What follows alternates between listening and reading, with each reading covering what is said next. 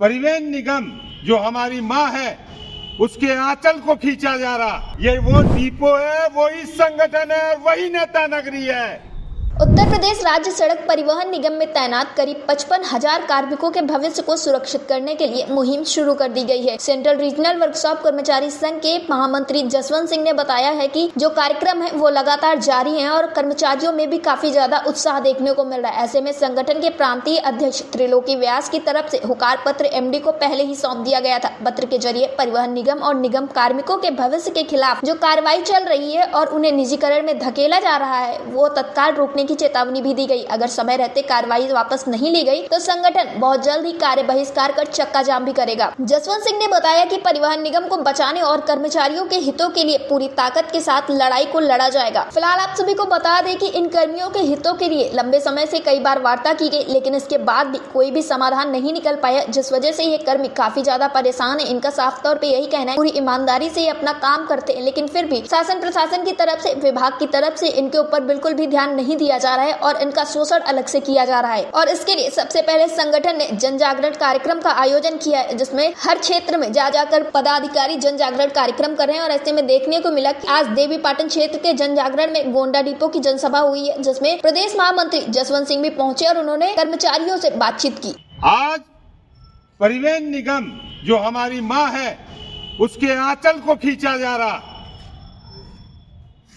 उसके आंचल को मरोड़ा जा रहा है, जमीन में घसीटा जा रहा है। और हमारा कर्मचारी, हमारे लोग जो अपने आप को बड़का छुटका जो भी मानते हो, आज अपने अपने कामों में व्यस्त है। उस माँ की परवाह नहीं है, अस्तित्व की परवाह नहीं है। हम तो चले गए, हमें तो 3 साल हो गया रिटायर हुए।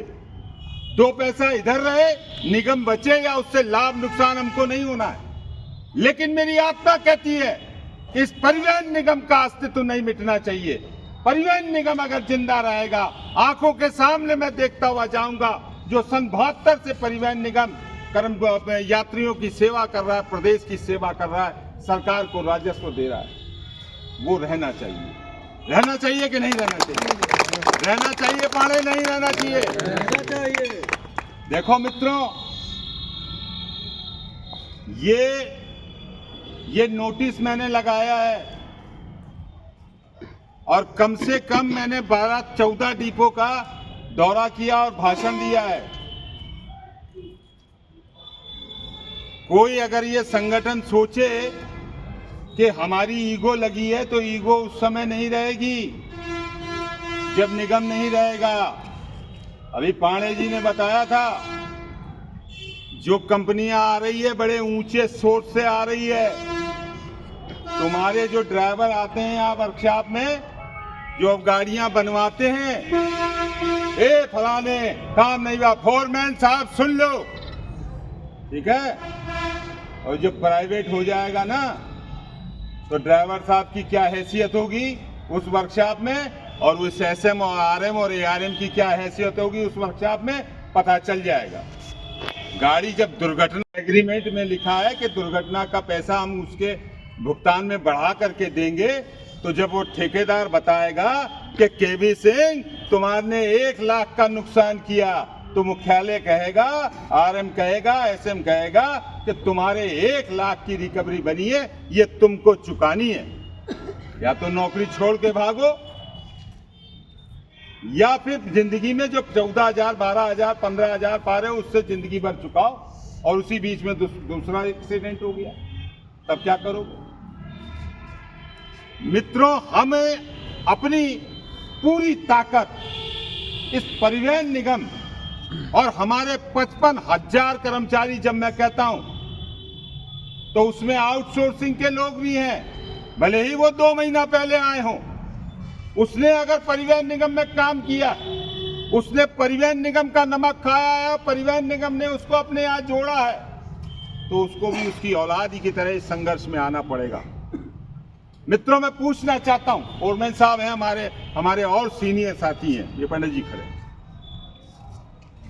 मैं पूछना चाहता हूं माननीय मंत्री जी, माननीय प्रबंध निदेशक महोदय, आप ये बताने का कष्ट करें जून 1972 से आज तक किसी भी सरकार, कांग्रेस की हो, सपा की हो, बसपा की हो, भाजपा की हो, ये बताएं कि इस परिवहन निगम को एक दिन का भी वेतन किसी सरकार ने अपने फंड से दिया है क्या? क्यों दिया है पंडित जी? कभी नहीं। क्या लिख के आता है जब आपका डीए दिया जाता है? तो ये लिख के जाता है कि अपने करो, सरकार 1 रुपया नहीं देगी।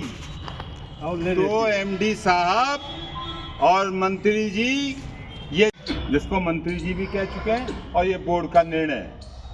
और ये भी निर्णय मैं बता देता हूं, ये कुंभ मेला निकल जाने दीजिए, 10,000 आउटसोर्सिंग के परिचालक भर्ती होने जा रहे हैं। और उसके बाद मैं संभावना नहीं, मैं लगभग 90 और 95% बता रहा हूं कि मई और जून के बाद संविदा के परिचालक भी एजेंसी में चले जाएंगे। बाध्यता होगी, नहीं जाएंगे तो छोड़ो जाओ।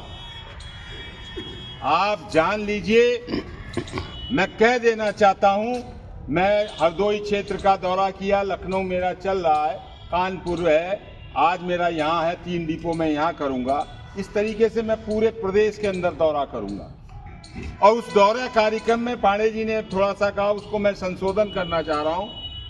15 दिसंबर के बाद की कोई भी तिथि होगी जिसमें पूरे प्रदेश का में हमारे चालक, परिचालक, बाबू, 2200 सारे लोग कार्य बहिष्कार पर रहेंगे। अगर हम कार्य बहिष्कार नहीं करेंगे तो क्या होगा? सीधी तौर पे हमारे ठेकेदारों का यहाँ राज होगा, जबकि अभी है भी। तमाम बस अड्डे हमारे पीपीपी में चले गए। 2-3-4 प्रश्न आते हैं जो बहुत जागरूक होते हैं, जो बहुत बड़े वाले मक्कार टाइप के जो नियमित कर्मचारी होते हैं, वो ये बोलते हैं जब आए रहे भैया तब से बिकत है, कहूँ ना बिकत है। तो उस अंधा जिसकी दोनों आंखों में कई मोतियाबिंद हो गए, उसको क्या दिखाई देगा? जिस समय वो आया था 86-87 में, तब कोई संविदा नहीं था, कोई बस अड्डा पीपीपी में नहीं था। आज क्या हाल है? आज ये हाल है कि परिवहन निगम का 80% जो है निजीकरण हो चुका है। आप लोगों को एकजुट होना है। आप सब, मैं यहाँ जा रहा हूँ, मुझे यहाँ बड़ी राजनीति है। ये वो डिपो है, ये वो डिपो है, वही संगठन है, वही नेता नगरी है। जब मैं आया था तो 15-20 चालकों परिचालकों की संविदा थी। हर हफ्ते में एक आदमी की संविदा समाप्त होती।